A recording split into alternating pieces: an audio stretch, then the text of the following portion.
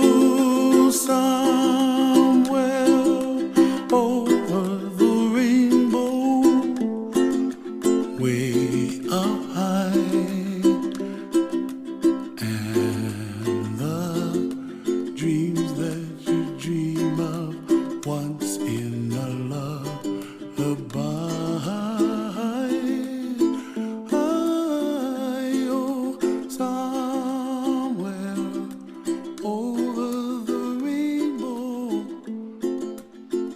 Well, been delayed a couple of days due to weather and health, but it's, well, the rain maybe left a rainbow, and it's time for Over the Rainbow. Hey, Sharon. That's a really good opening, Mark. Well, How I are you worked on today? I'm doing okay. I've Good got to hear. a busy week ahead of me, but we have time to.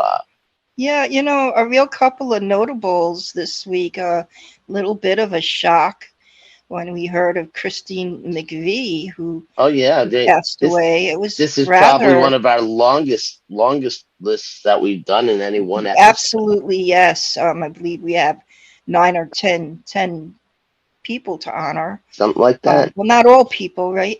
Because we have a panda bear in there. But animals are people too, sort of. But she had a very short illness.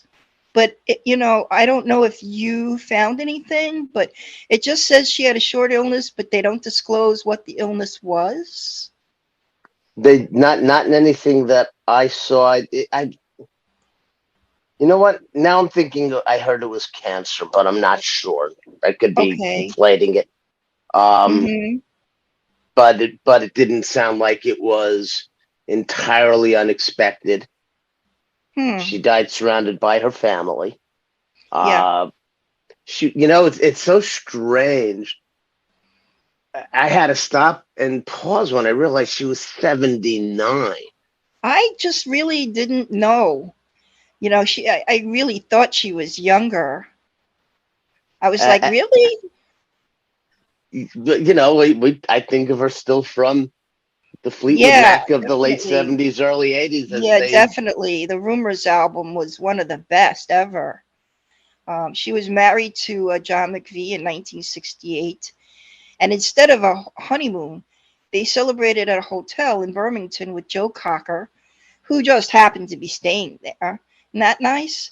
And they were already working together when they got married. Yeah. Well, and also I didn't know, like when I read, she wasn't really a permanent member right away. She sort of was like a guest that she would pop in and out, and she simultaneously did her own single albums and whatnot.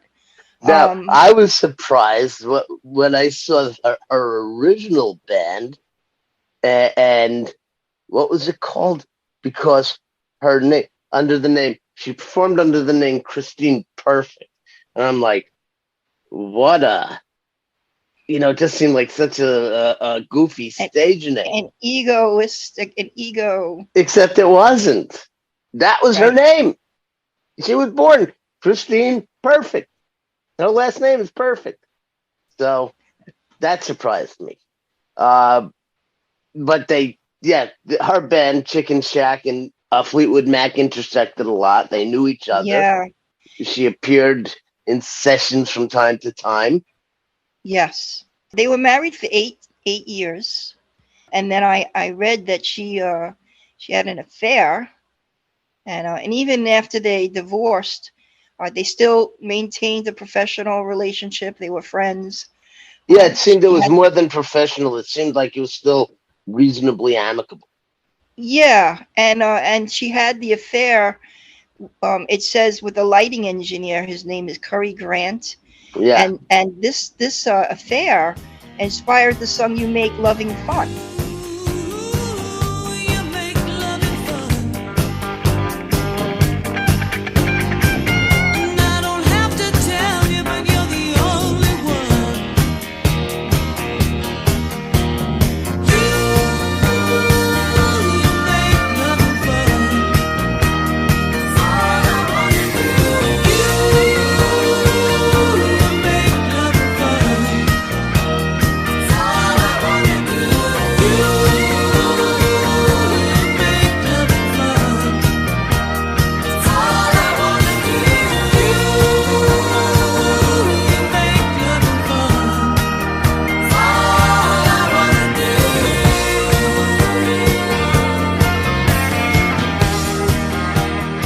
That has So to be I thought that that was a has to nice. be awkward for John McVie Oh, to I would be think singing so, that but I think song. that was it was a really interesting when you find out the inspiration for a song. I think that was highly enlightening. And Uh, considering that you said that she was not, I mean, the band had a fair degree of success before she joined.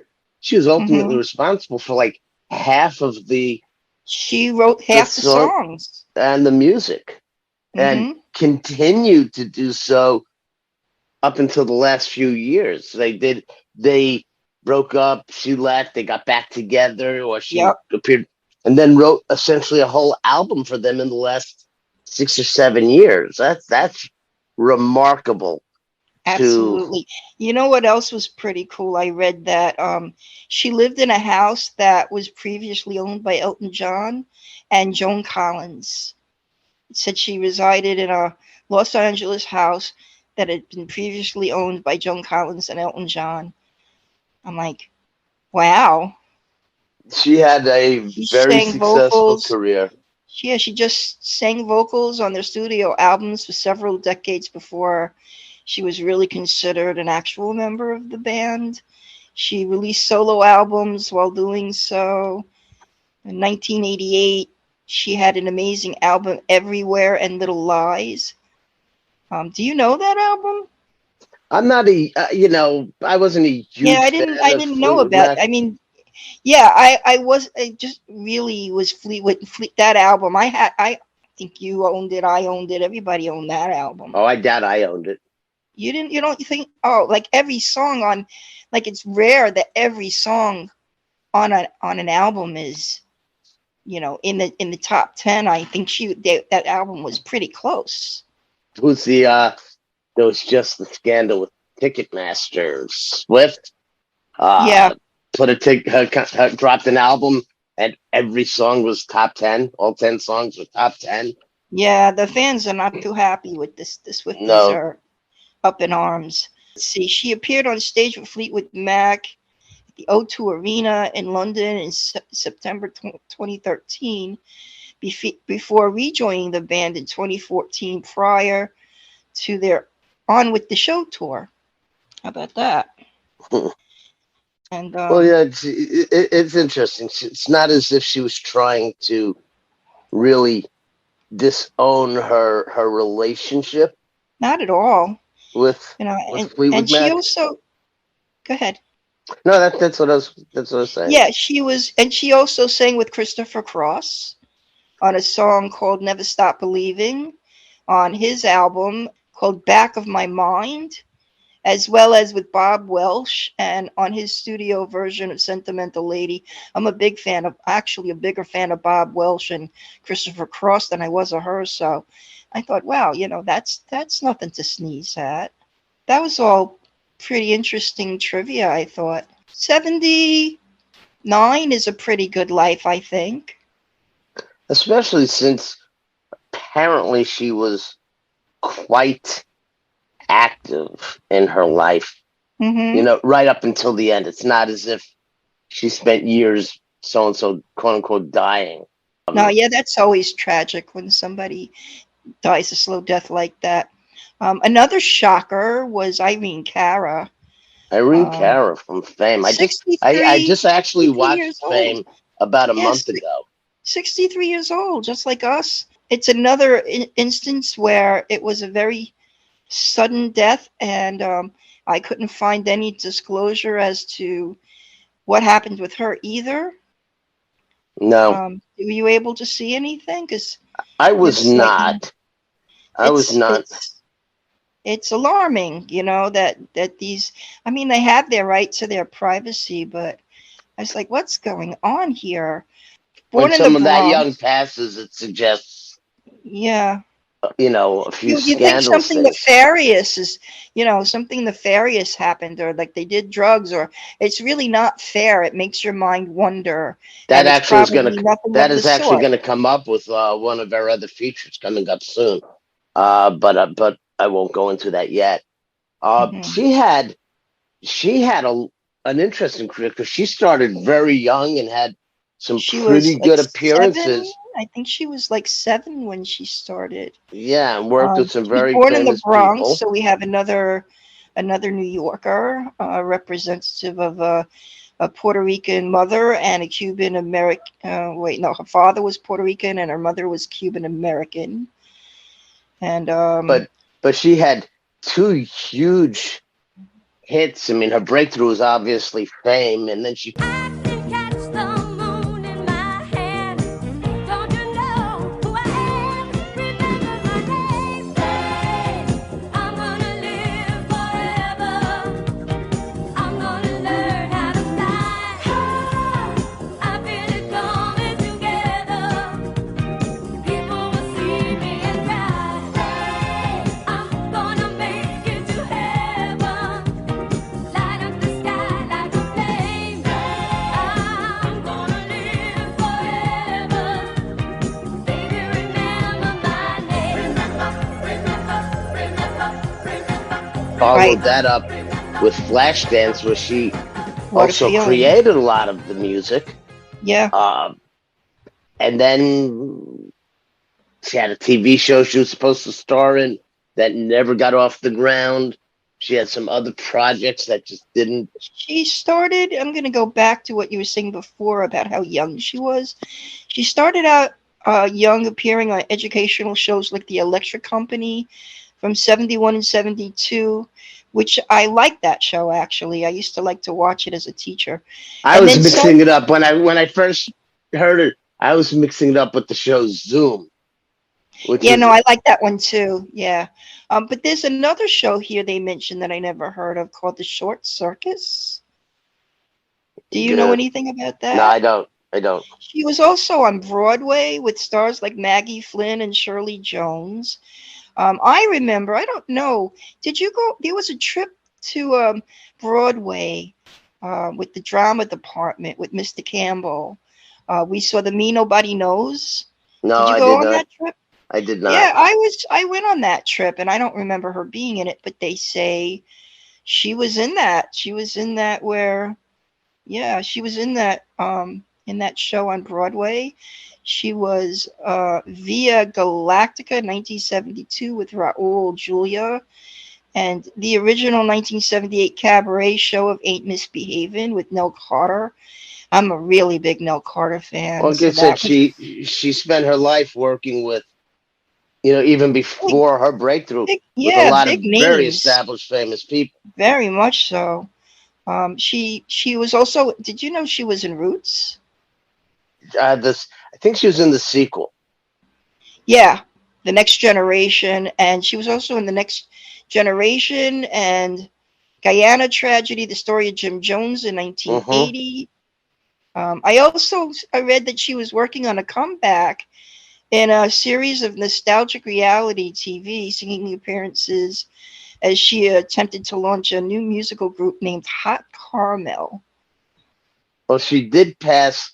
She passed on when they did the TV series of Fame. She passed Yeah. on reprising the role, which created a break for Erica Gimple. Mm-hmm. Um, it does seem her career got sidetracked in the early '90s.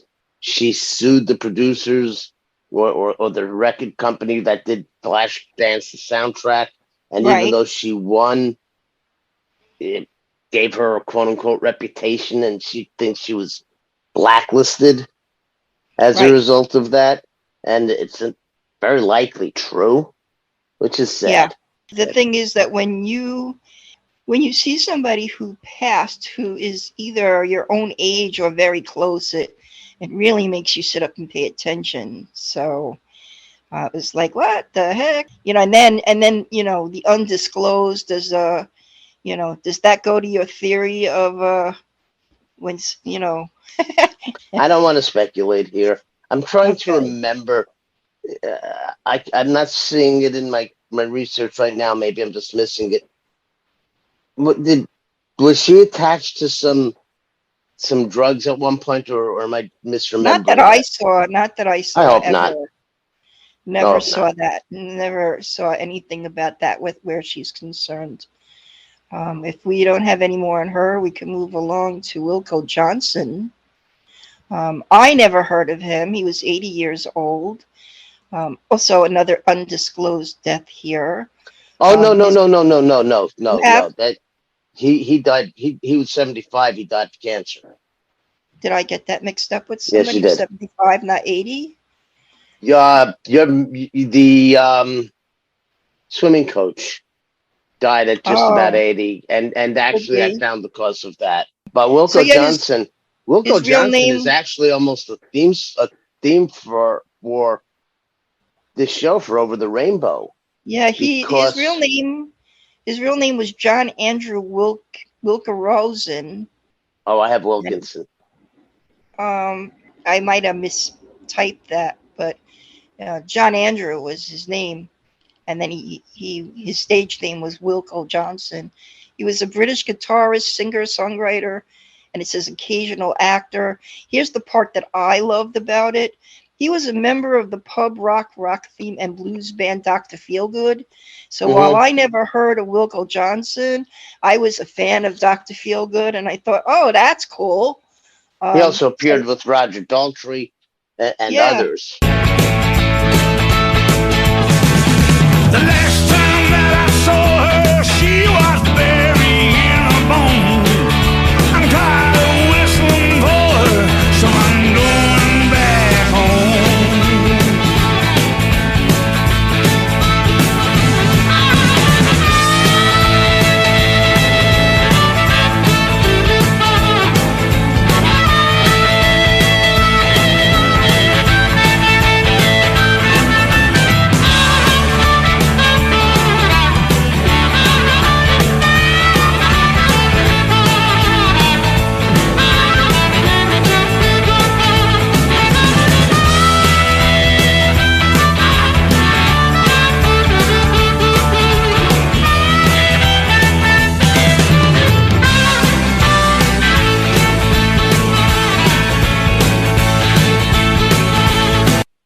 But what Um, makes him interesting, what makes him fascinating, you mentioned his acting, by the way. He had a stage persona as a guitarist that was very like a 1,000 mile stare. It was quite intimidating, which got him cast into Game of Thrones, which I didn't oh, watch except for the first couple of I episodes. I had read that he had a very distinctive way to play the guitar. Yes, They said that he did not use a guitar pick. He played like with finger style, even with plucking the strings. but the thing So is, it he says, almost looked menacing. He yeah, was bald. it said this method of that gave the guitar almost a percussion sound. I listened. I went and I found the video. I had time to do that this Yeah, time, and I really liked it. I really did. I watched the video. It but was the one with Roger Daltrey that you right. just mentioned. It was really good. I was like, wow, that's Going fun. back home. The thing about him was he was diagnosed with cancer 10 years ago, in 12 or 13, where it was all Hmm. but certain it was fatal. And Yeah, I had between 2011 and 2012. He but was in Game of Thrones, well, and he but let me appeared in let me 4 episodes. Go ahead. wait before you go off on a tangent. He was diagnosed with cancer, and it was all but certain he was going to die. And Right. he, to quote him, and I know you like quotes, he goes, "I finally found myself in a position where nothing matters anymore. I'm a miserable so Mhm. and so. Normally, I'd be worrying about the tax man or all the things that we worry about that get in the way of the real things. Right. Suddenly, it doesn't matter. All of that Right. doesn't matter. You walk down the street and you feel intensely alive. Look at that leaf. You're looking around and you think, I'm alive. Ain't it amazing?" So it's almost like he lived more being After told he he was was diagnosed. dying. Yeah, he also elected not to receive any chemotherapy or anything like that. Well, he did. So He did have surgery. A specialist who was a who was a fan of the band, uh, did surgery and removed a 6.6 pound tumor in 2014, mm, and he was declared cancer-free at that point. But of course, the problem is you never know if it's A, 100% free, or B, if somebody is prone To to get it cancer, comes back. It's it can come considered back. it's considered you're in remission, and then when it comes back. But he got to have success and live his life before he was being told he was dying. And then he had 10 more years of really living before he actually died. That's actually something to celebrate. And I think that's very worthy of recognizing. We move on to someone else now, unless you have something else on Wilco. Nope. Robert Clary. Wow, I had no idea he was 96 years old. And of course, the first thing you think of with Robert Clary is, the spoof on Hogan's Hero, where he played a little French-born guy. I found it interesting. That's the first thing you said to me when I told you. You went, Lobo! He also was on General Hospital. Well, I found interesting about that, even as a young person. Yeah. I was surprised he went from a major primetime show. Yeah, he was a doctor. You know what? He was near the end of his stay on GH when I started watching it, but I did catch him on there. What I thought was interesting, though, was being that he was on a show such as Hogan's Heroes, was finding out that he actually is a French-born survivor of Nazi concentration camps during World War I in real life. He was a family with 14 children, and only 10 of his siblings died in the Holocaust. Right. I think both his parents died in camps as well. Yep, they all got sent off to the baths. And he spent however much time eventually in Buchenwald knowing rumors about the showers, because they were really never actually told that. They just knew that when you went for a bath that you didn't come back. Right, and yet he managed to come out of Buchenwald alive. Yeah, he performed for the guards. Singing that's how he sort of kept himself, and he used to make himself available for chores. It kept him, from having been sent there.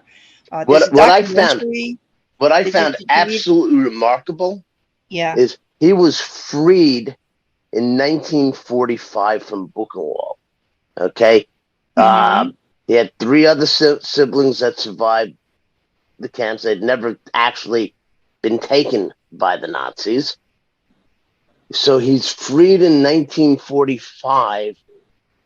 He was performing by 1948 professionally. He was on shows like Merv Griffin and performing with Eddie Cantor all through the late 40s and early 50s. How do you go from being a child in a concentration camp and losing your entire family, and then being an entertainer?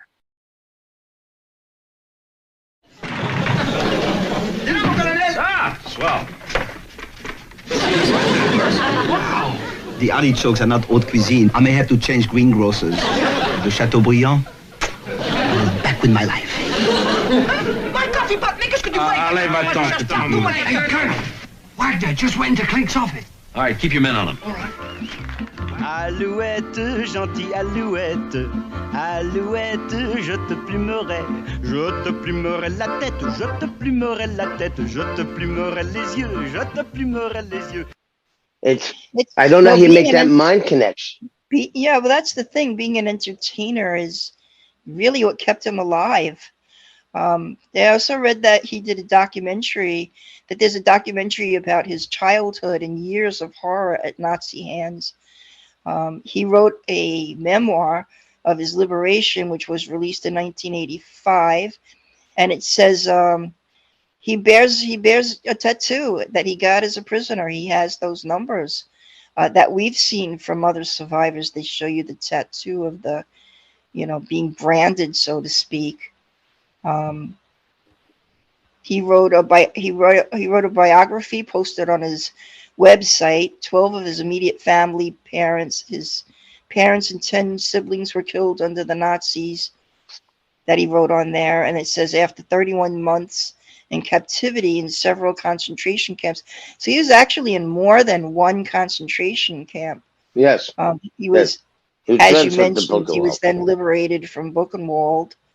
The article also says he didn't feel uneasy about the comedy on Hogan's Heroes, Well, which is the first thing I thought when I read that he actually was in a concentration he camp in made real life. he made a very strong distinction, because Yeah. Hogan's hero Stalag 17 or Stalag 13 or Stalag 13 was not a concentration camp. It was a prisoner of war camp. And he says Right. there's a tremendous difference between the two.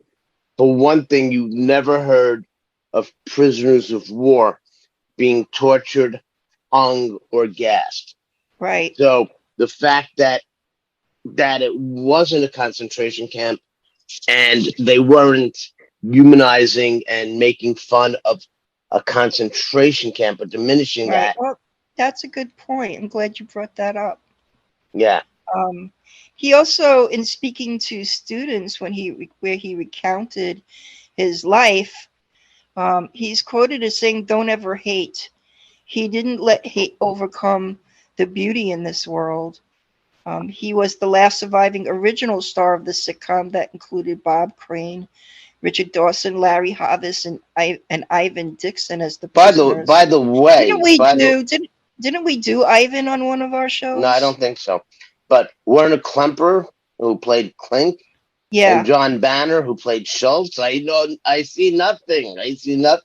Yeah, They we were both did. Jewish. Yeah, I know. And we did Warner Klemper, though, didn't we? We may have. We did him. Yeah, they were both Jewish, and I didn't know that either until I read this article. Yeah. By the way, Clary was on Days of Our Life, Young and Restless, and The Bold and the Beautiful. So he was He also quite was the on- sup. Yeah, and he was also on Days of Our Lives. I'm just seeing in the particular note I'm looking at it mentioned. The Says ones that Days I of just. Our Lives, and he also appeared in The Young and Restless and The Yeah, Bold Days and of Our Lives. Right. Yeah. Bold and Beautiful. It's just remarkable to me that coming from how he could so Yeah, quickly. no, it's a miracle. It's a miracle of where he came from and what he was able to accomplish after he was released. So that's what I have on LeBeau. Yeah, I Robert could. Clary. Yeah, moving on. Clarence Gilyard was only 66, and again, his death was also undisclosed. The only thing I ever saw Gilyard on was Walker, Texas Ranger. I always liked him. They used to tease him. They used to tease his character a lot. Oh, here's And something he was funny. really good. He was an impressive actor. Here's something funny. He was in or appeared in The Facts of Life, which is the show we were talking before we went on the air, and that was the show I couldn't remember the name of. Okay. He was also, he played the part of Theo in the movie Die Hard. I had no idea. Yeah, he was. He was and it the was computer interesting because expert. he played like a computer geek, and that's a lot of what he did. Like when the Rangers needed information, he was like the tech savvy Ranger, so to speak. Well, what I found interesting about him is he came from a really maybe not the worst childhood, but I'm pretty sure he was kicked out of his house because he was gotten involved with drugs and alcohol and other stuff. Mm-hmm. Yeah, and he went on to go to college, get his degree, get graduate degrees, I believe, become a fairly active working actor, and then become a teacher, a professor of fine arts. That's So correct. talk I about wanted to where save. he I wanted. came Yeah, I from. wanted to save the professorship for the end. But yeah, he was in a number of things I didn't realize he was in that I used to watch. He was in Top Gun and played the naval flight officer Marcus Sundown Williams with Tom Cruise. So the next time that I see that, I'm going to have to look for him. Through Mhm. my research, I also found out he landed his first role on the TV show Different Strokes in 1981. You just mentioned The Facts of Life. He was on 227, Simon and Simon, and Riptide. I never watched Riptide. That seems like a show you would have enjoyed.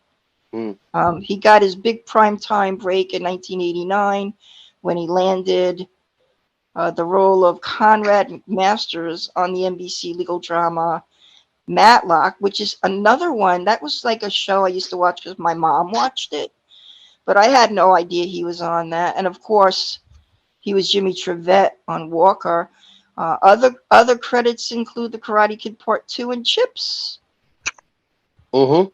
I had no idea he was on either one of those shows either. Well, that's the thing And about actors. You don't realize half the shows that absolutely. And then, of course, you just mentioned that he ended up as a working professor at the Fine Arts University of Nevada in Las Vegas. A very accomplished life in a short time, because I think 66 is not a long life. I really wasn't familiar with Clarence Gilyard till we did this profile. Do you have anything else to add to that? No, we pretty much covered him. All right, sure was.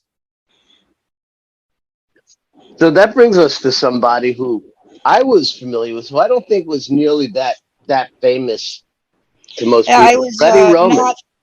I was not familiar with him at all, but I have to say, I enjoyed learning about him. For people of our ethnicity, and maybe not even our generation, the generation before. Oh, definitely, it was the our Borscht parents. Belt, Oh, that was the definitely our parents' Catskills. generation. Yeah. The Catskills were where the Jews from New York went for their summer vacations and weekend getaways. It's actually where my parents had their honeymoon. They went up there. Quite common. Yep. Now, I actually went to the Catskills and to these shows a couple of times, but I was like young, like 5, 7, 8. My father used to take us on Sundays once in a while. He would take us up to the Catskill Games Farms, which isn't a far cry from where these things happened. These events happened. Yeah. But if you picture the Catskill resorts, the closest thing that you could describe them as now would be cruise ship, where you go and you have your meals and there's all this entertainment almost around the clock. So people like Mel Brooks Mel Brooks, for instance, started at the Catskills at one of the hotels, right? Like at 15 or 16, and he was what they call a tumbler. So he was a quasi waiter, poolside waiter, but he was also supposed to do slapstick and shtick. So a typical bit would be for him to be delivering, serving somebody and fall fully clothed in the pool, or jump from the diving board fully dressed. And then ultimately he would get actual stage time, right, from these ad-lib kind of spontaneous things. So that was I just wanted to reference. So a lot of these things were kind of like a roast style comedic kind of thing. And so, it made me remember my father and my mother used to like to watch the Dean Martin roasts. Well, that came later.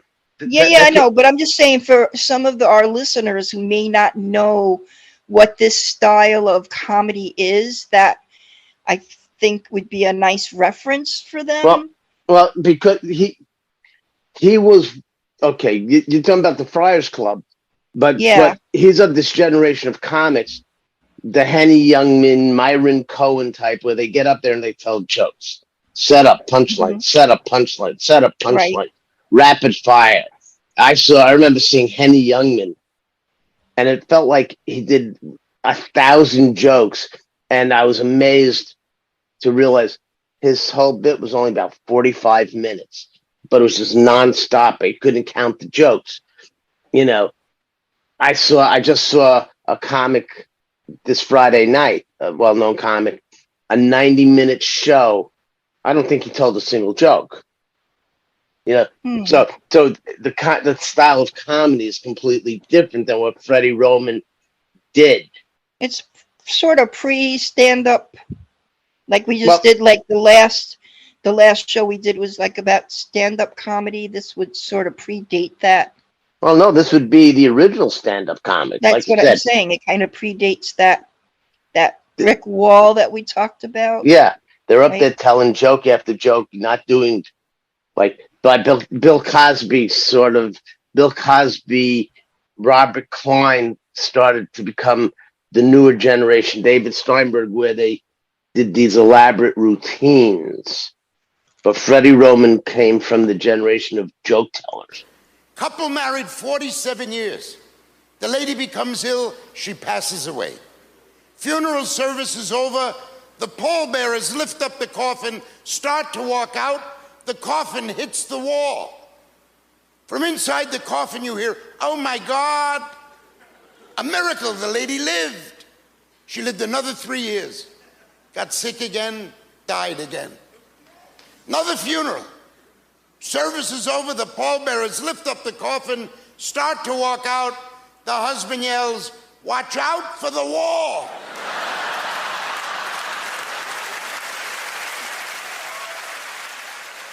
And as you were referencing, the Friars Club is not a fraternity, not even like the Elm Club. It's just, you know, so it's a club. It is a lodge. It didn't allow women. Am I correct? Yeah, it did. Joan Rivers was part of the Friars Club. Oh, okay. They might not have at first, and they might have allowed some as an exception. I was part of a group called Boys Night Out. Literally, and that's what it was. It was you know what else I thought? You know, we had representation of the Bronx in today's broadcast. Mm-hmm. And Freddie was another New Yorker raised in Jamaica, Queens. Go figure. So we have another New Yorker here. But with the Boys Night Out, it was just that. It was a group of men, mostly in the media. And we would meet at restaurants every 2 weeks or so. It was wonderful. But there were a couple of honorary boys who did not have all that equipment, who were part of our regular thing. Yeah, I also had where you were talking about like being a waiter / whatever. I had that he used to MC shows at the family hotels, and he started at the early age of 15. Right. They all did everything. So he ultimately, and what you were referencing, he ultimately became the president of the Friars Club. As he said, he was elected to a 2-year term that lasted at least 11 years. He was the Fidel Castro of comics. And the roasts, what we think of now Comedy Central does, but the Dean Martin roasts. Right. Were either inspired by or sometimes televised versions of the Friars Club roasts. Right. Which I never appreciated. I don't like that kind of humor. They're brilliant. I know that you love that. Dad would crack up hysterically. Mom was mildly amused. You know, my sense of humor didn't appreciate it at all. Don Rickles was a big part of that also, I believe. Yeah. It says that he later performed at Caesar's Palace in Las Vegas and he did the Vegas, Atlantic City. Yeah, and he roasted the likes of Rob Reiner, Chevy Chase, Jerry Stiller, and Hugh Hefner. And he also conceived of Catskills on Broadway, where he and his friends Dick Capri, Marilyn Michaels, and Mal Z. I'm not sure who Mal Z is. I know who the other people are. I remember Marilyn Michaels, and she was something prominent. Now I can't remember. I don't know who Mal Z was, though. It says he brought their nostalgia-tinged Catskill-flavored stand-up to New York. So what you described with Freddie Roman and his Catskills on Broadway, I think Mickey Rooney did a vaudeville on Broadway show that was probably similar and probably had more success. If I remember correctly, people like Harry Anderson, the comic magician, Right. appeared there. There was a comic juggler, Michael Davis, who was very funny. He was on Saturday Night Live a couple times as well. I'm pretty sure he was in Mickey Rooney's vaudeville show on Broadway. I think that was probably a more successful version of a similar concept. Girls, you're not part of this podcast. They don't agree with you. Well, Jelly Bean tends to annoy Curly. Well, So this who is the first time I've seen Jelly Bean. Usually Curly is our extra Yeah. our extra Jelly Bean's been here for commentator. about a month now. The only thing I have left to say is he also appeared in various television shows and films over the years, including Red Oaks, which is on Amazon. And he once, here's my quote, I get my quote in. He told Atlantic City Weekly in 2011 the greatest job he ever had was opening for Frank Sinatra when he was the regular opening comedian. Tom Dreesen wasn't available. Roman learned about the opportunity on a layover in Chicago, left the plane and boarded another Philadelphia to make the show in Atlantic City with just a few hours to spare. He left the stage to see Sinatra laughing. The singer even called him back for another bow. Take a bow, Mr. Roman, and thank you for making us laugh. We're moving on to Eric Philip Fleishman, another young death, only 53 years old. Again, I could not find a reason or a cause. Oh, I got it. You And have it? that's the only reason I really want to talk about him right now. He was a fairly well-known fitness trainer to the stars type of guy. Right. He killed himself. He shot himself at home on Thanksgiving. Nice. And, you know, we've talked about suicide a handful of times. And, you know, obviously there are things behind somebody's suicide, but there's something passive aggressive about committing suicide on Thanksgiving that is almost not almost, to me seems as a hostile act. And the only other thing I want to say about Fleishman is if you're having issues, if you're having destructive thoughts, either self-destructive or hurting others, there's now a hotline, 988, that you can call that should be able to connect you to the help you need quickly. 988 for mental health is the 911. Is 911, but for mental health. So, really, I don't have anything else on Fleishman that I want to spend time on. All I had was that because I didn't know who he was. He made a name for himself by training a slew of celebrity clients such as Kirstie Alley and Ethan Suplee. Interestingly enough, that we mentioned Kirstie Alley here. I know.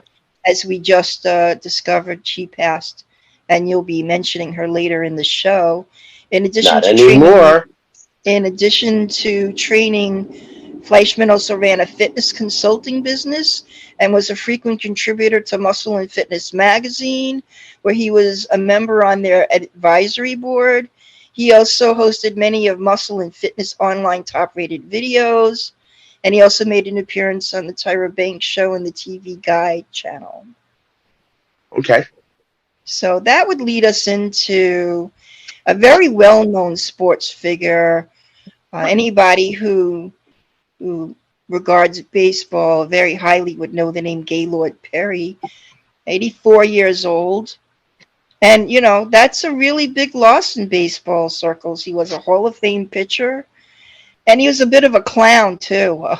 He was sort of the king of throwing the spitball and what they call doctoring the ball. He would never get away with half of his shenanigans in today's game, but he was a well-earned Hall of Famer. He He won 314 games, struck out more than 3,500 batters, and never was on the IL list. He was never, today's day, with all the Tommy John surgeries we see, Perry was never. He was very durable, never had a sore arm, and he had all kinds. Well, he did have a fastball, but he very, very rarely used it. He had an outstanding assortment of speed, pitches, curves, sliders, sinkers, changeup, fork. He always said that the belief that he was throwing the spitball was more successful for him than actually throwing the spitball. He would fake it. Yeah, he would fake it sometimes and psych out the batters. He was always touching his helmet, touching his glove, touching this, that, the other thing. But, there are all sorts of substances. He used the rosin bag. There are all sorts of things that he used. In an interview, he said that he graduated from spitballs to using the mud ball, the emery ball, and the KY jelly ball. Now, he was. I actually met him when he did it. He wrote a biography and appeared on my radio show. And for some reason, I did not have a baseball for him to sign. A week or so after the show, a package arrived for me in the studio.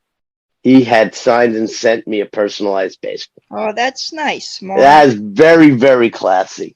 So he was, he also said in an interview, I love this. In an interview, he said he tried everything on the old apple but salt and pepper and chocolate sauce topping. He was also part of a game that you might remember quite well. You remember the Pine Tar game? Oh, yes. That was his last game. I don't know if it was his last game. I have down that it was his last game. He was pitching for the Seattle Mariners at the King Dome. And Seattle... Pine Tar game was Kansas City and the Yankees. Yeah, hang on. Let me just... I kind of popped it on my notes. It says he was caught with a splitter only one time. And in the article, he was pitching for the Seattle Mariners at the King Dome. He said it's kind of like what you were saying, how he used to fake people out. He said he absolutely was not doctoring the ball that time, but the umpire never checked the ball, and he was ejected for delivering a pitch with a foreign substance against the Boston Red Sox. He's claimed up until the day he died that he was innocent, but he was suspended for 10 games and $250 fine, which is peanuts to ball players today. But he had 534 strikeouts, number 8 on the career list, and his 5,350 innings pitched are number 6. He threw 303 complete games, and in July 1983, which is what you were referring to, when he was with the Kansas City Royals, his last team, Perry had a cameo role in the infamous Pine Tar game at Yankee Stadium. Right. He actually, I don't think he appeared in the game. And this was his last season, not his last game. No, he was in the dugout. He picked up, but he might have been in the game earlier. He actually picked up George Brett's bat to he was trying to scurry it away. To hide it. As many Yankee fans will remember, that game was suspended. Brett's home run was ultimately disallowed and resumed weeks later. Yep. That was also noted to me for one other bit of trivia. Don Mattingly appeared in the resumed version of the game, which I think went one more inning. He played second base in that inning. And that's pretty also left-handed first base. Yeah, also it was Billy Martin who brought the attention to the bat, but it was actually Greg Nettles who kind of made a joke to Billy Martin that the Pine Tar was too high, and then George went and told the umpire, hey. So yeah. So that's all I have on Mr. Perry. I just found him to be funny and classy. Very much so, I agree. Leads us to another sports legend, so to speak. who I had never heard of. His name Right. is Skip Kenny. He was an iconic Stanford and USA coach, described as one of the most successful coaches of our generation, and the influence that he had on his student athletes and in the program lives on. It says he was a fixture in the international stage, serving as head coach of the U.S. men's Olympic team in 1996 in Atlanta, and an assistant coach at the Summer Games in 1988 Seoul and 1984 Los Angeles. I also have that he had joined the U.S. Marines upon his graduation, completed boot camp, and served in Vietnam. So let's thank him for his service to our country. He was a 1972 graduate of Long Beach State, and he was an assistant for the 49ers from 68 to 71 before becoming the head coach at Harvard from 71 to 72. Following AAU coaching stints, he began his tenure at Stanford in 1979. The one thing that I found so much about Kenny to be stellar from what you described, from all the athletes he trained, Right. from his military service, etc. But he was also suspended by Stanford in 2007 because he got into some kind of undescribed dispute with 5 athletes and removed the entries for records they set from the official Stanford archives. And he was suspended for about a year when that was discovered. Didn't they put everything back in though, didn't they? Yes, but Yeah. the fact that he was so petty to have done that Right. is kind of a blemish. I think this might have been the feature you were referencing, who died at 80 of quote unquote undisclosed sources. Okay. Causes. What I ultimately found, because I found many places where his cause of death was unknown. What apparently happened was he was in relatively good health, 79, 80 years old, went out to take a walk, and his foot landed awkwardly between 2 cobblestones, and he Right. fell and broke his hip. And Mhm. even then, he seemed like he was recuperating and recovering. And 3 weeks later, he took a sudden turn and just died. That's all, folks. Yeah. And again, just like we talked about with Wilco, this is kind of a reminder to not take any day for granted and to Mhm. to treat every day, and when you see somebody that you love, don't be careless, and Well, I mean, that goes back to my mom, who was getting ready to be discharged, and I went to work the next day expecting to go pick up mom after work, and then I got a call, and then I called in to her in the morning on a break before I started teaching because I couldn't reach her the day before, and they called my sister, and they thought I knew, and the nurse just said, "Don't you know?" And so that was yeah. just so 1 minute she was getting ready to come home, and the next she was gone. But you don't know, you just don't know. Moving on, is it all right if we move on? Yes, it is. We have John Y. Brown Jr., 88. I know who his father was. Really? John Y. Brown Sr. Oh, that's good, John. Bit of trivia not many people know. There you go. He died from complications of COVID-19. And what was interesting to me that this came up now is I had no idea. I knew he was a governor, but I had no idea he had anything to do with KFC. He was actually a KFC mogul. Yeah, he actually he had more to interesting- do with KFC than the Colonel. And the Colonel, because he was responsible for it going international. Not And only what I going found international, interesting- he's the one. The Colonel was doing like southern restaurants with chicken Right. as a fry. Brown turned it into the fast food version Right. that we all know. And the thing is that, what I noticed recently is there's a KFC, the two KFCs on Staten Island closed, and the one near my doctor's office in Brooklyn, which has been there for a very long time in Bay Ridge, also closed. So that's three closings right there. So I thought that's very interesting. But yeah, he found it interesting in the headlines in the articles also that it lists him as the mogul of KFC before acknowledging he was the governor of Kentucky. Well, So he it was actually was almost more important that he had anything to do with KFC than the fact that he was a governor.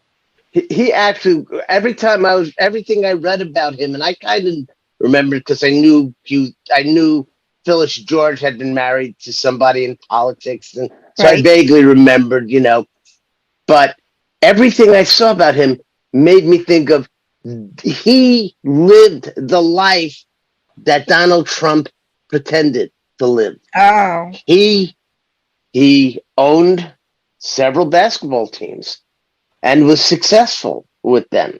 He owned the Boston Celtics, for a while. He owned the Kentucky Colonels during the ABA, before they merged with the NBA. And I think what ended up happening was they closed his franchise and he ended up with the team that became the Clippers. okay. But and he bought and sold the teams or traded franchises. So like I said, he owned the Clippers, or the team that became the Clippers. He owned the Celtics. He turned KFC into a major success, and he wasn't born particularly wealthy, although his father was a successful politician.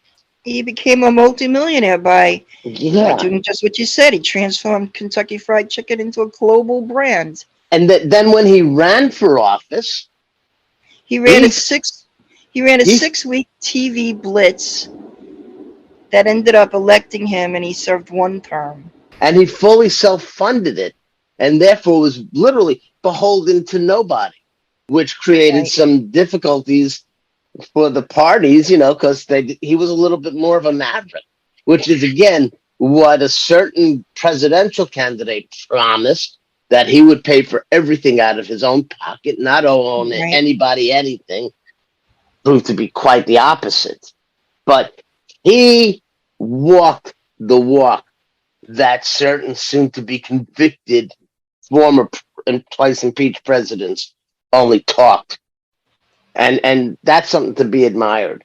He did start other fast food chains. He wasn't quite as successful, although he did start the Kenny Rogers Roasters, which has been moderately successful, nowhere near KFC. Yeah, I actually liked Kenny Rogers. I would prefer to have that on my corner instead of Burger King, but I haven't seen many Kenny Rogers out here in a long time. Yeah. He started a burger franchise, but none of them were as successful as KFC. Right. He hired U.B. Brown as the coach when he had the ABA team. Then U.B. Brown went on to be a Hall of Famer. He was not one of these like George Bush owning the Rangers, but that had nothing to do with it really. He was he was not a silent partner. He was a hands-on guy. Right. And he had success in politics. He had failures in politics. He went on to run independently and lost. But he had a pretty interesting life. And I think he had a quadruple bypass in 1982 and changed his life around. Quit smoking, started jogging, changed his diet, and he lived another 40 years. So yeah, he mostly but didn't leave us a completely, what do you call it, sterile life. But all in all, I think he was somebody to be admired and look up to. He was successful. So, it was So interesting learning more about John Brown than I right. than So I knew. he definitely deserved the dinner. Yes, Okay. indeed. That brings So us to one of your favorite type of features. yeah, well, if I gotta find the animals. We gotta celebrate the animals. This one is about a panda bear named Tuan Tuan Panda, one of two great pandas. Tuan Tuan and his mate Yan Yan was gifted to the zoo in 2008 during a time of warming relations between China and Taiwan. Cause of death reports said that the panda was believed to have a malignant brain tumor, prompting China to send a pair of experts to Taiwan earlier in the month to help with the treatment.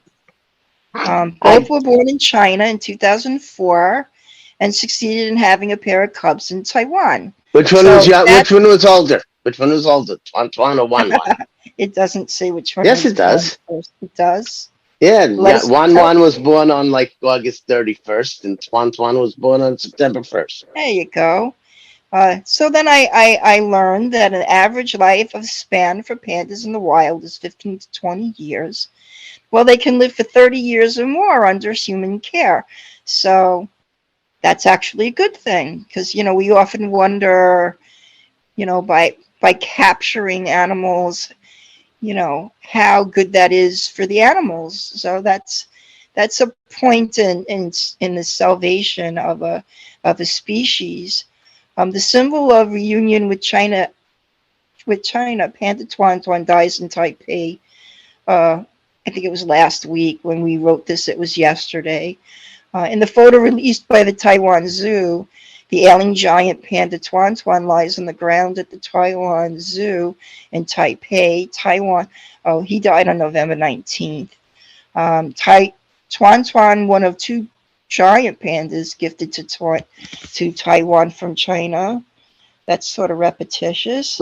And they have a photo here that our viewers can't see. I think he glossed over a little bit. It wasn't really so much during a time of warming relations between Taiwan and China, mainland China. Mhm.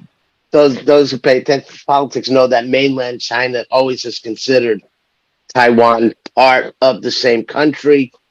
Taiwan considers itself a completely independent nation. Right.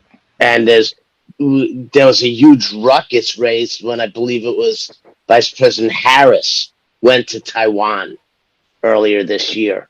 The Chinese felt insulted that the U.S., which kind of takes a hands off, was ostensibly recognizing Taiwan as an independent nation. The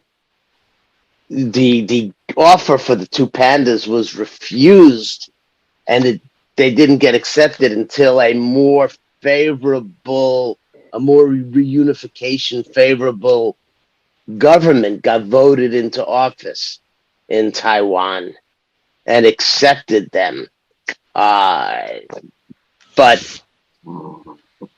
only about half the population was in favor of accepting those pandas. And even the names Tuan and Tuan Wan together means reunion. So giving these two pandas and naming them Reunion to Taiwan is kind of, its own message. So it was just not these two bears, and it wasn't a symbol of peace. It was almost like a message of, we consider you part of us. All right. I guess almost like Russia saying Ukraine is part of us, which is what their position is. Right. It's not as quite just the feel good. When we were gifted pandas by China, in the fact it was a gesture, a goodwill gesture. That was actually one of the best things that Nixon did while he was in office. Right, and the relation, he helped warm up the relations between the U.S. and China, and us accepting the pandas symbolized that. Taiwan receiving and accepting the pandas nowhere almost symbolizes the opposite. It comes with a baggage that ours didn't, and that shouldn't be. I don't think that should be ignored. Right. But Tuan at 18 years old passed away. That's pretty significant for a panda bear, I think. Yeah, I would say so. Speaking of panda bears, today, as we're doing this, is actually the yahrzeit of my brother's passing. My younger brother, Jeff, died in 2014. Again, another example of don't take for granted those you love when you see them, when you talk to them. You know, because his passing was completely unexpected when it happened. As a matter of fact, I was on the phone with my sister. She was called me. Jeff just had a heart attack, but he walked into the hospital. He called his friend Billy, says, I think I'm having a problem. Billy drove him to the hospital. He sat in the front seat chatting. Doctor said, yeah, you had a heart attack. They were about to transfer him to New York. I'm on the phone with my sister. When her call waiting went off, as they were about to transfer him, she goes, oh, Billy's calling me. And a half hour later, I found out that Billy called to say he had another massive heart attack right there in the hospital in front of the doctors. And they were trying to save him, and they couldn't. Sorry about that. Yeah.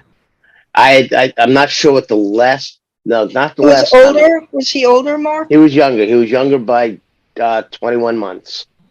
Okay.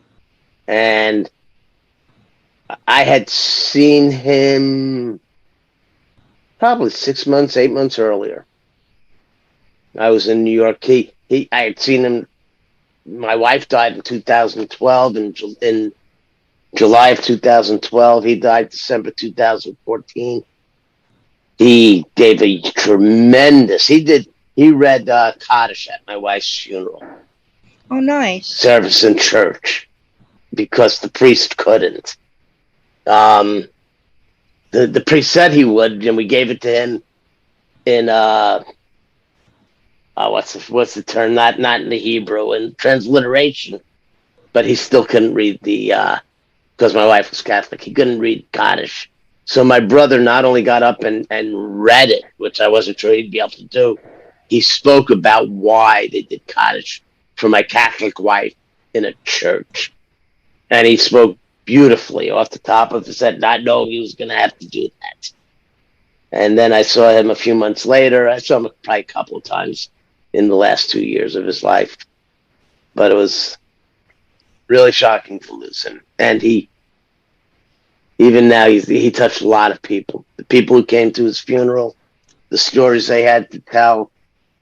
He was an interesting character. I'll just leave it at that. And Jeff, I love you. I miss you. I actually have one more thing I want to say because losing both Redora and Jeff, it's so close together. My wife of 20 plus years, my brother who was, with me virtually my whole life. I remember him when I was 3. It basically stripped me of all my memories. There was nobody I could turn to anymore and say, hey, remember when we ... because that was always going to be Redora or Jeff, who remembered this, that, or the other thing. And there's nobody left for me to be nostalgic with in that way, except for little snippets. Right. So it's kind of, anyway, we live our life with and through others. And he lives through you. And he lives through you. I think that's a big part of the message of Over the Rainbow. Absolutely. And we will be talking of next week about how we lived through Christie Alley from Cheers. Grab the promos from you. Yes, we all have learned of the surprise passing of Christie Alley. And we also heard about Bob McGrath, a longtime actor on Sesame Street. For the little ones, I believe he was on that show from the beginning and stretched it into a good 25 years or so. We also have coming up Thomas Marsh, who was an astronomer. Brad William Henke, of the Orange is the New Black series passed Oh yeah. away. Oh, I liked him. I liked Yeah, him. he was He had a good. really interesting character. I really liked him. And then we have a car called the Boardward, which died, then was sort of was given new breath, and now is considered dead again. So we'll learn So when are we more going to about. talk? When are we going to talk about that? Yeah, we're going to talk about that. When? All next on our next show of Over the Rainbow. Do you promise? I do. As long as that I'm still breathing and able to get my dinner, I will be here. As will you. Do you promise? If it's tomorrow, am I promised that? Well, we always say that neither one of us are, as you had just said during your tribute to your brother, that you need to show our love for those that we care for today, because they may not be here tomorrow. I'll do my best to certainly avoid hope those that- cobblestones. I certainly hope that you will be, and I hope to see, that we'll be here for our listeners on our next show. That's Over the Rainbow this week. Thank you, Sharon. Thank you, Mark. From a cell in the tubes, Judy jumped in front of a subway train. Eddie got slit in the jugular vein. And Eddie, I miss you more than all the others. And I salute